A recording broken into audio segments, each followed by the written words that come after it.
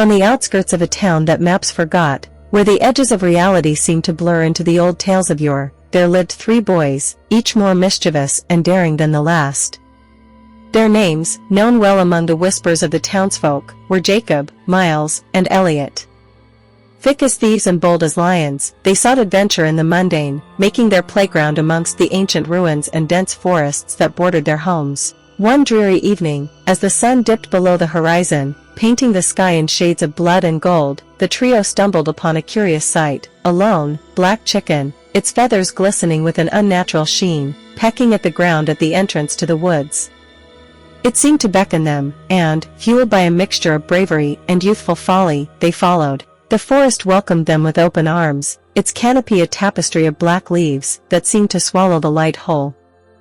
The air was thick with an unspoken dread, yet the boys ventured deeper, drawn by the thrill of the unknown and the mystery that the black chicken represented. In the heart of the woods, they found a clearing, at its center a dilapidated well, its structure entwined with the same black leaves that adorned the trees. Beside it lay a series of tapes, their reels exposed to the elements, as if left in a hurry. Curiosity piqued, Jacob reached for one, but as his fingers brushed against the plastic, a chill ran down his spine, a premonition of the horrors that lay encoded within those innocuous reels. Undeterred, the boys set up a makeshift projector, an artifact they had scavenged from one of their previous escapades. The tape whirred to life, casting flickering images upon the canvas of their white shirts.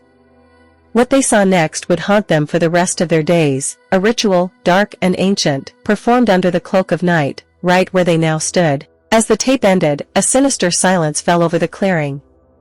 The faucet of the well, long since rusted and silent, began to gush forth with an inky black liquid, pooling at their feet and staining the earth with its darkness.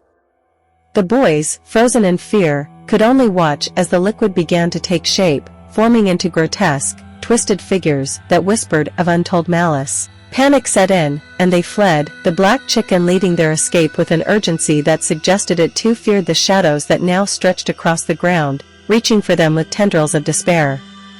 They did not stop to look back, not until the safety of their homes loomed ahead, a beacon of light in the overwhelming darkness. That night, as they lay in their beds, each clutching tightly to their pillows, a realization dawned upon them. The adventure they had sought had found them, but it was more terrible and real than any story they had dared to imagine. Their dreams were plagued with visions of the clearing, the tape, and the figures that had emerged from the black liquid, each more horrifying than the last. In the days that followed, the boys were changed. The town, once a playground of mysteries waiting to be uncovered, now held a foreboding air, a silent warning that some things were meant to remain hidden.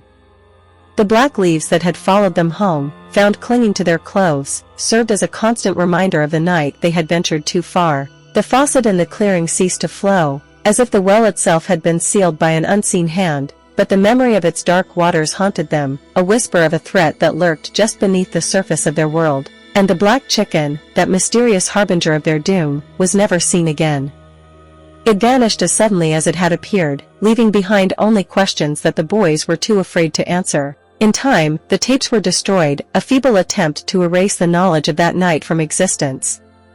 But the scars remained, etched deep within their minds, and the very fabric of the town itself. The boys grew up, each carrying the burden of that night in their own way.